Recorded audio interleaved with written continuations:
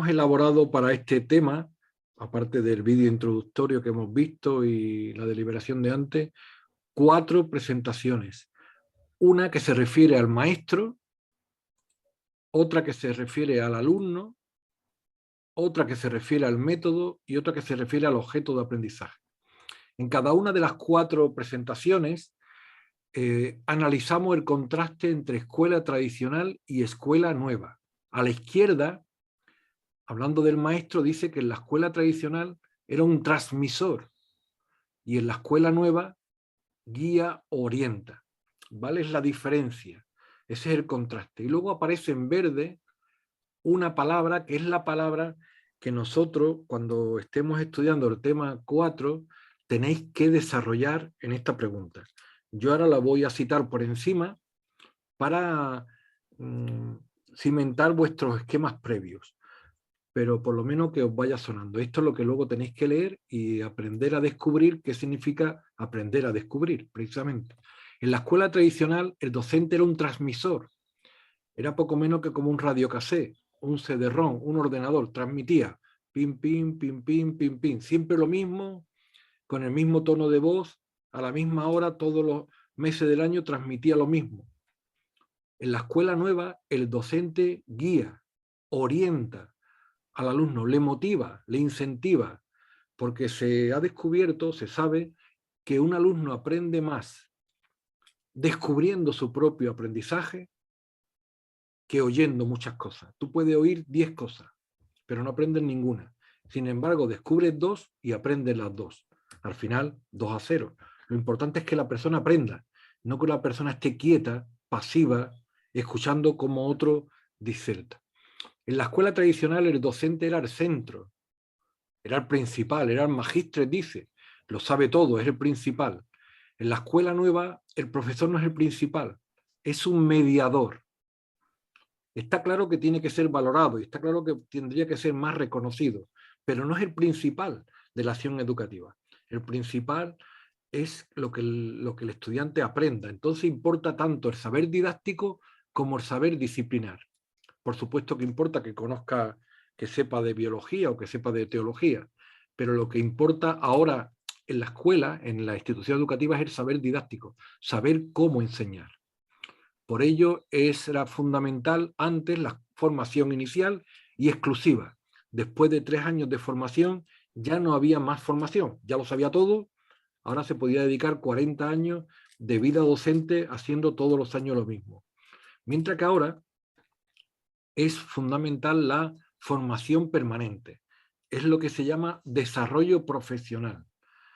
Aprender con la experiencia. Hay un enriquecimiento teórico cuando hay una reflexión. Hay personas que argumentan que la experiencia es la madre de la ciencia. Y dicen, bueno, ya llevo 30 años dando clases, ya yo lo sé casi todo. Bueno, quizás si ha habido una reflexión diaria o ha habido una evaluación, por lo menos anual, ha habido gente que te ha orientado, asesorado, pues puede que haya una mejora. Hay un enriquecimiento docente y es probable que sea así. Pero si no ha habido una reflexión en la acción y tú sigues haciendo lo mismo que hace 30 años o 20 años o 10 años, puede que lo estés haciendo mal y cada vez lo estés haciendo peor. Es decir, que no garantiza llevar 10 años de docencia hacerlo bien. Si hay una reflexión en la acción, hay una evaluación crítica, hay un reconocimiento crítico, hay una mejora probable. Y si hay un aprendizaje, pero si no puede ser tan terco o más que lo era hace 10 años. En la escuela tradicional se repetía curso a curso. Ahora hay una adaptación curricular individual. Para cada curso, para cada centro educativo. No es lo mismo enseñar en el centro de una ciudad que en la periferia. Ya os daréis cuenta de la diferencia de la evaluación inicial del entorno educativo. No importaba su personalidad, daba igual cómo fuera la personalidad del profesor en la escuela tradicional. Ahora sí, porque se educa con el ejemplo. Como veíamos el otro día, hay un aprendizaje subliminal. Entonces importa mucho, y en evangélica importa muchísimo todo el ejemplo. Antes usaba un solo método, lo habréis visto, el método del libro. Abrí el libro por la página 37. Fulanito lee. Y después de terminar de leer, venga, actividades 1, 2, 3 y 4. Y que no hable nadie. Ese era el método habitual de las clases. Porque se decía bueno, que la letra con sangre entra. Bueno, hoy hay mucha pluralidad de métodos.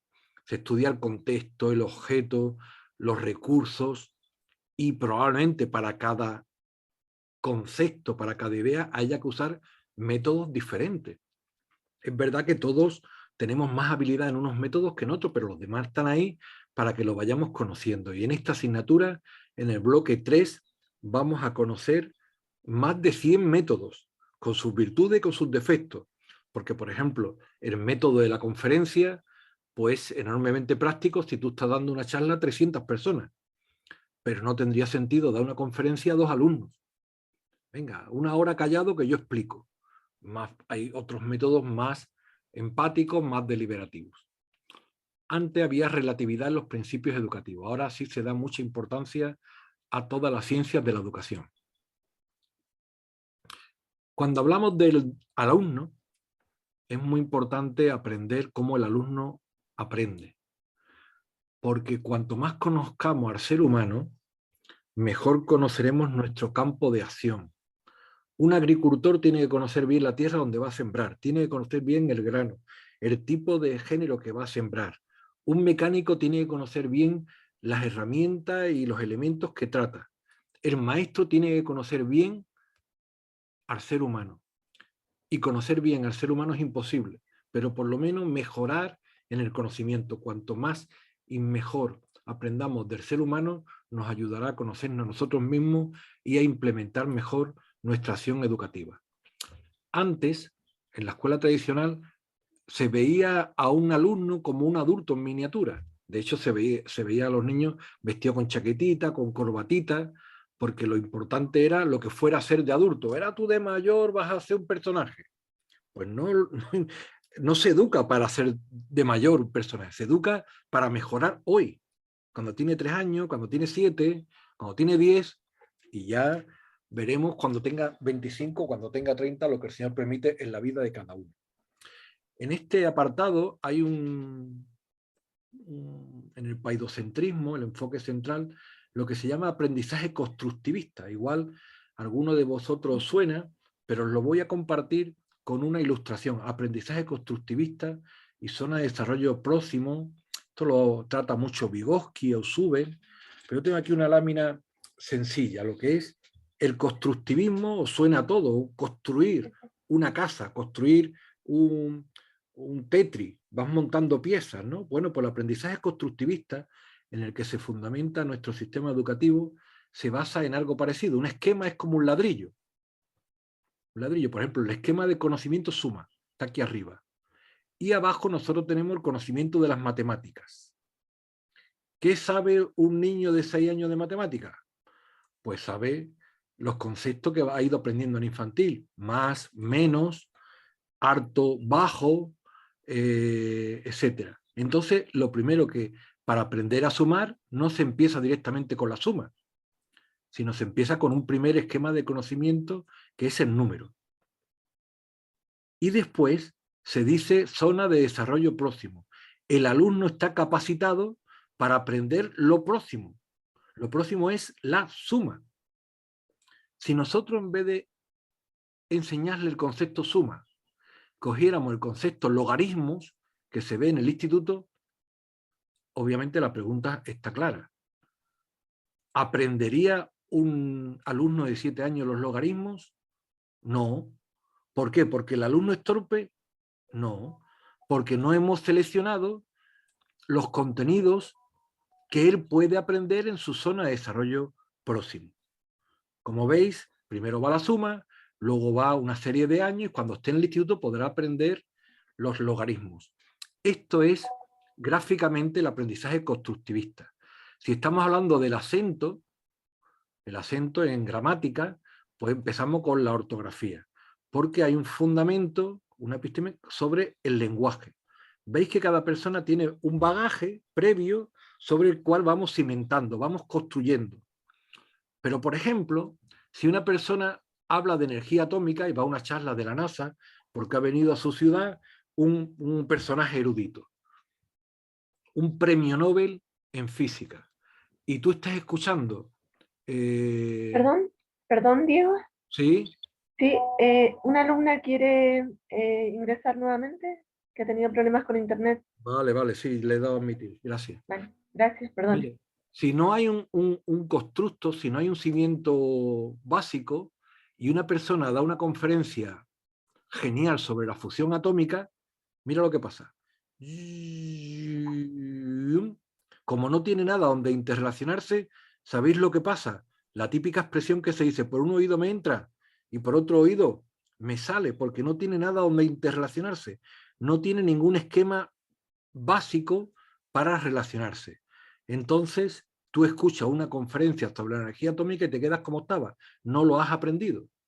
Has pasado el tiempo, pero no lo has aprendido. Esto pasa muchas veces con los contenidos que nosotros tratamos de implementar en nuestros estudiantes. No se adaptan a su nivel de interés, no se adaptan a su funcionalidad. Entonces tenemos que procurar que el alumno implementar en ellos aprendizajes significativos o aprendizajes funcionales. Es decir, algo que le interese, algo que le motive, algo que él vea que le va a ser útil en su vida ahora. Mira, que tu madre te va a mandar a la tienda y te van a dar la huerta de 10 euros. Él ve la necesidad de aprender al cambio. ¿Sería significativo ir de misionero a una tribu de indígenas y explicarle sobre el carnet de conducir? Es la pregunta que plantea. Pues no, no es significativo. Y alguien puede decir, no, es que el saber no ocupa lugar. Pues claro que el saber ocupa lugar. Mientras que estén aprendiendo ese tipo de cosas, no están aprendiendo otra cosa que les son más significativas. Eso para esos indígenas es una pamplina. No le es significativo. Tenemos que aprender a examinarlo todo, a retener lo bueno y enseñar lo mejor. Tenemos que enseñar lo mejor, aquello que le va a ser completamente útil a nuestros estudiantes. El objeto de la educación no solo es la mente, como era en la escuela tradicional, que era la memoria. Memoria, memoria, memoria. Venga, la lista de los reyes, la lista de los ríos, venga, más memoria. Ahora se habla de que el alumno tiene que aprender a pensar, tiene que aprender a decidir, tiene que tener autonomía para saberse comunicar y expresar en público, tiene que tener habilidades sociales, tiene que tener contenidos procedimentales, tiene que tener actitudes y valores. Es que es fundamental. Las actitudes y valores se están despreciando del hecho educativo. Es que ya ni la citan casi. Antes por lo menos la citaban. Tenían la dignidad de citarla. Ahora no la citan. Parece que la fidelidad, la justicia, la paz, el amor, son cosas de vez en cuando. Se dice el día de la paz. De vez en cuando, el día, bueno, y el resto de días, y el resto del año, si son virtudes. Y cada sociedad está llamado a compartir aquello que es virtuoso, aquello que es imprescindible con los demás. El asignaturismo. Ahora sí que se está intentando, y es verdad, por lo menos yo hace 4 o 5 años que bueno, 4 años, más o menos, 3 o 4, que me saqué la carrera de infantil, y es Sí, verdad que ahora incluso dentro del currículo hay de estos transversales sí. que implican todo este tipo de la paz, de la no violencia, de la comprensión, del compartir, de el hacer las cosas juntos, no a lo mejor no premiar tanto la competitividad, sino el llegar juntos, que es verdad que se estudia y se intenta implementar, que la sociedad va también en otra dirección, también, pero es verdad que por lo menos como contenidos transversales y actitudinales se está intentando eh, introducir tanto en el currículum de nosotros que tenemos que estudiar como a la hora de Sí, sí, sí. planificar y de hacer unidades didácticas, etcétera, y nos obligan a meterlo, porque es que si no, Sí, cateamos las oposiciones como en primero. sí, sí, me alegra que lo hayas compartido y además lo subrayo. Yo que busco alumnos de infantil, efectivamente las maestras, digo maestras porque el 90% son féminas, hace una labor excelente y predomina. En infantil cada vez predomina más este tipo de actitudes, además de las competencias de cortar con la tijerita, de tirar líneas. Efectivamente, aquí tenemos el ejemplo de no competitividad y buscar más la cooperación. Antes, por ejemplo, se buscaba la cooperación, incluso en las clases de escuela dominical. El primero que encuentre el versículo, un punto. El primero no. O el que haga el versículo mejor se lleva un premio. No, porque entonces estás provocando la competitividad. ¿Y sabéis qué ocurre? Que como uno haya hecho muy bien el versículo para llevarse un premio y vea que otro lo está haciendo bien también, se lo estropea. Sale de la persona, sale lo peor. Claro que hay que premiar a las personas el esfuerzo y lo que haga bien, pero no por competencia, sino por cooperación. Aquel que consiga 100 puntos le doy un premio. Bueno, vale, el que consiga 100 puntos. ¿Te sabes el versículo? Sí. ¿Has hecho bien esto? Sí. Bueno, pues tú vas sumando.